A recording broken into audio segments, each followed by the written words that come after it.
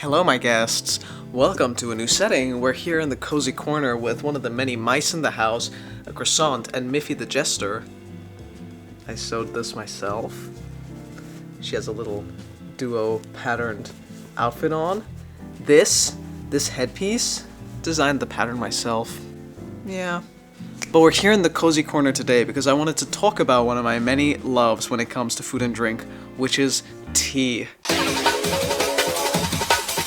I wouldn't call myself a high-level tea jester, I'm gonna call myself a mid-level tea jester because I drink around 3 cups of tea a day, which, you know, might seem like rookie numbers to many, but to me that's a steady flow of delicious taste, a little bit of caffeine, and kind of just that little treat in the day that keeps you going. You know, you get home from work and it's like, I need a cup of tea. My name is Velvet and I'll be your clown for today, and here's a look at my tea collection. Right now, we're gonna start this video with a little cup over here, representing the mug,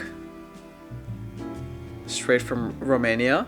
Alright, first of all, this is what it's being held in right now. It's not pretty, it's not organized, but we've got around 15 teas here. Every time someone comes over and we ask them what kind of tea do you want, they just freeze, they don't even know. They always say surprise me because, yeah, it's a little bit intimidating when you have this many teas, so I'm gonna talk through all of them, so whenever you come visit our beautiful clown house, you know what tea you want to choose. So as I said, I've got a cup with me right now, and I just started with a plain, simple black tea with mango. Now, this is probably my favorite tea to drink on its own because it's a great black tea with mango flavor. Nothing much else to it. It's fruity, it's light, the black tea is not too strong, and I would purely just enjoy it like this. Cup of water, no milk, no sugar. It's somehow refreshing even though it's hot.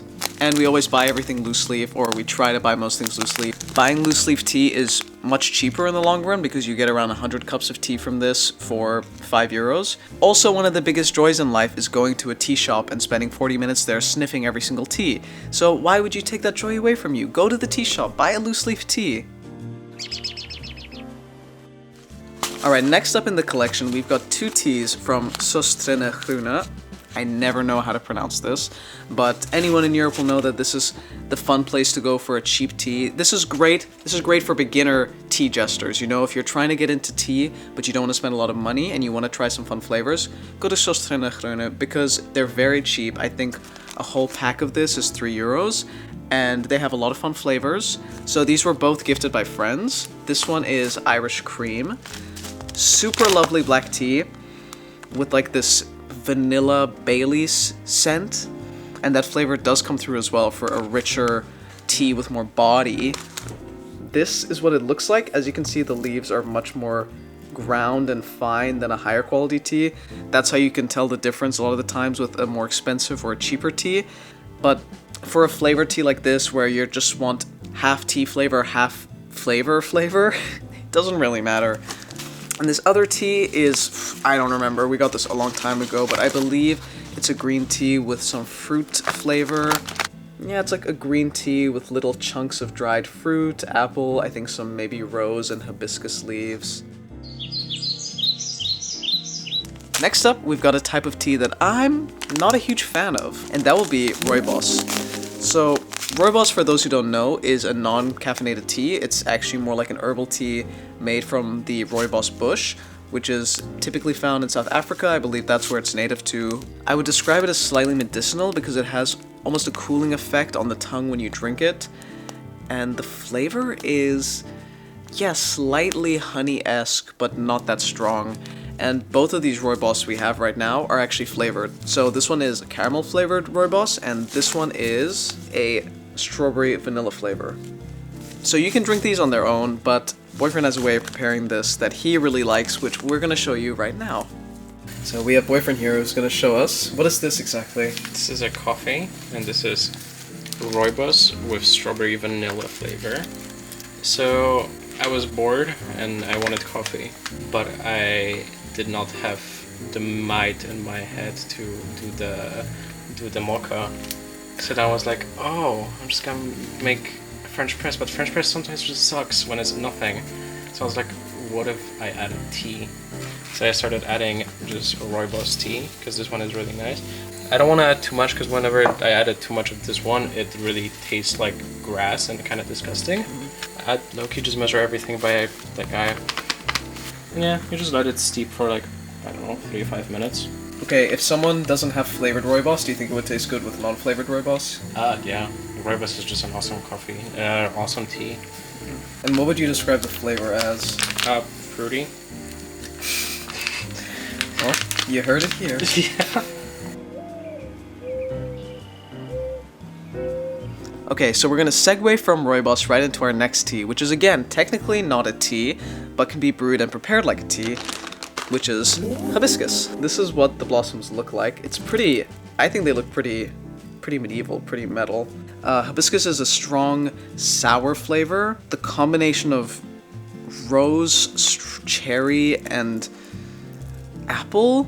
Now this is great in an iced tea with a lot of sugar. Sometimes we like to make it with ginger, mint, and honey. But as I mentioned, we also just realized that this is a great combination with Rooibos. So what you want to do to make this tea concoction is get some kind of flavored Rooibos. I do think it works better with a flavored Rooibos, but if you don't, plain Rooibos also works. You want to do equal parts Rooibos to hibiscus flowers and pour boiling water on top.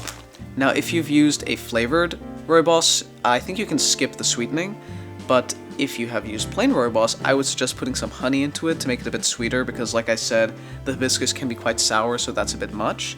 But once it's done, just enjoy it warm or cold. I really like this concoction and we've never seen it online before, so you should definitely test it out and let me know if you try it and comment down below. Alright, next up we're gonna go more into some classic flavors. Here we've got 2 different types of Earl Grey tea. So for those who don't know, Earl Grey tea is just black tea that's been flavored with bergamot, which is that, you know, citrus that you normally see in a lot of perfumes. It's a more fruity, less sour version of a lime, I would say, with a lot more floral notes. So if you don't like floral flavors, I wouldn't recommend bergamot to you because it definitely is that, and depending on what brand you get, some are much stronger than others. So here we've got 2 different types. This one first is Azer chai. It's a tea from Azerbaijan, and we got this because we had tried the black tea, just black Azer chai before, and we really liked it. It's a great, strong, not too bitter black tea, and this one, it didn't really deliver. Sorry, but I can't really recommend this to you because even though it has this fancy packaging making it seem very premium, the bergamot flavor is a bit too strong, a bit too artificial and floral, like I said before. Instead, we typically go for this Earl Grey, which is actually green Earl Grey. So it's the same concept, Earl Grey flavoring, but with green tea, and the floral flavor is not too overwhelming. A nice way to enjoy an Earl Grey if you're starting to get into Earl Grey, because trust, I was like that before. I did not like Earl Grey at first. My favorite way to drink it is with a teaspoon of honey and a little bit of milk, kind of like a London fog, but just with honey instead of sugar. It's really nice because the honey matches the floral notes of the Earl Grey, and the milk just makes it a little bit easier to drink. I really apologize for the lighting in this video. I wanted to come into the cozy corner, but I don't know how to light it up well, so I hope you can still enjoy it. Alright, next up. Thai tea. I didn't know what Thai tea was at first. I actually thought it was just a really strong black tea that they flavored at the boba shop. No, turns out Thai tea comes already flavored. If you read the back of the package, it even says red tea powder with vanilla flavor. The reason we got this is because our favorite boba place used to have this Thai tea boba that was some of the best boba in the city, and then we went 3 times in a row and they didn't have it anymore. I think we just thought it was fully sold out, so we needed that flavor at home. We were in withdrawal, so that's why we got it to make it ourselves, but it just doesn't hit the same. I don't know why. That's why it's still very full, and I'm not really going to give a recipe for this because you can find plenty of recipes online about how to make Thai tea. It is very sweet. It's not something you want to drink often. This is a treat that you make, okay? Alright, now we're gonna do something a little bit weird. Here we have pu-erh tea. Now, it's still quite full, and the reason why is because we don't really like it that much. We thought we liked it, or we thought we wanted to try it out, but we never really find ourselves craving, I want pu-erh, because you know what it smells like? I'm gonna get a whiff, and I'm gonna give you my straight reaction, because I haven't smelt it in a while. Out of the package, it doesn't smell like much. Out of the package, it really just smells like an almost vanilla-y black tea. But trust me, when this is brewed, it has a fishy smell. It smells like fish sauce, and I for one am not into that when I want to drink my tea. From what I remember, pu-erh is a fermented tea. It is fermented and aged, which is why it has a bit of a funky smell. I would recommend anybody who wants to try this tea go and find it in a fancy tea shop first and then give it a try. Don't buy a full bag. Alright, back to the classics. Here I've got two different types of green tea. This one over here is just classic sencha green tea because, again, sometimes you just want the classics. There's a really fun way that you can prepare this actually that I found on Instagram. You roast the green tea a little bit in a pan, not too much. And wait! Oh, I definitely burnt that. No, yeah. It can burn very quickly. So on a low heat, toast your green tea for about 20 to 30 seconds, then put in some white sugar and also let that caramelize until you have this caramel tea mixture. Now you can add any fruit of your choice. The one that I saw on Instagram was oranges. I'm using a mandarin here.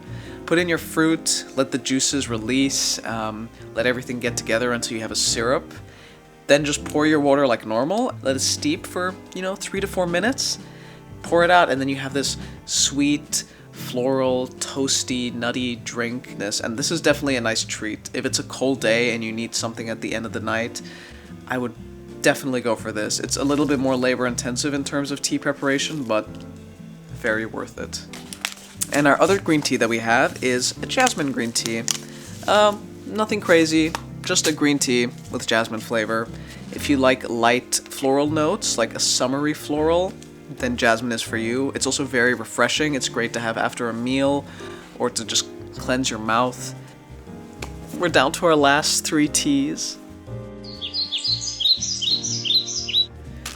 Now we got something special. We got something real special here. It's in a brown paper bag. Yeah, that's how you know it's fancy. Not really. This is Milky oolong. All my tea drinkers out there, upon hearing this, will know that we mean business because this is our favorite tea. This is double the price of all the other loose leaf teas that we buy. And the smell is just so good.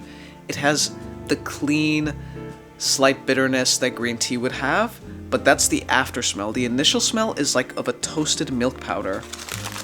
Now, oolong in general is always going to be a more expensive tea because it's a lot more labor intensive to produce it. Oolong goes through multiple steps of bundling, I don't know how else to describe it, which brings the tea into these crumpled little forms. Sometimes they become little balls, sometimes they become kind of crumpled like this, but it's a very delicate flavor. Some people might think that it's very subtle, and it is. It's not like a black tea where you're instantly going to taste tea flavor. Again, like jasmine tea, it's something you want to drink after a meal because it's very light and toasty. Like I said, that toasted milk powder flavor definitely comes out, and if you get even higher quality Milky oolongs, man, that's luxury.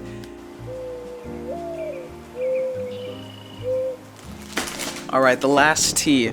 The last tea is a special one. I keep it in this gorgeous container, and when you open it up, you get a surprise, a beautiful surprise. Karak chai. Probably some of the best chai you can get, pre-made. It's a milk-based tea. There's milk powder already mixed into here, so you just mix it with water. It is sweet.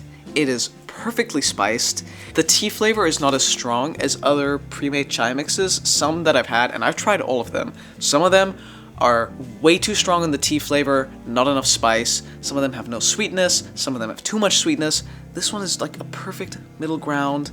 I don't drink these often, alright? These are a special treat. These are for when I want something that is gonna feel like a warm hug. Like if I wanna treat myself to a nice breakfast, I'm gonna have one of these on the side. I don't know what else to say. I'm flabbergasted. Like it's really hard to convey my love for some of these teas if you haven't tried it yourself. That's why I'm recommending so many people to try them. But that's the end. That is the end of my mid-level tea-jester collection. I say mid-level because, you know, there's some people that are really into tea. They do the tea ceremonies, they travel to China to go try different teas. I'm not there yet, okay? I don't know the differences between every type of green tea, but soon maybe I can get to that level. I hope the other tea enjoyers out there can appreciate this video, maybe got some good recommendations. Hope you liked the little recipes I threw in there. I hope you all enjoyed this video with a cup of tea yourself. As always, this tea was forgotten about and is now cold and overbrewed, like every other cup of tea that I make. Have a good morning, afternoon, evening, and I hope to see you in the next video. Bye!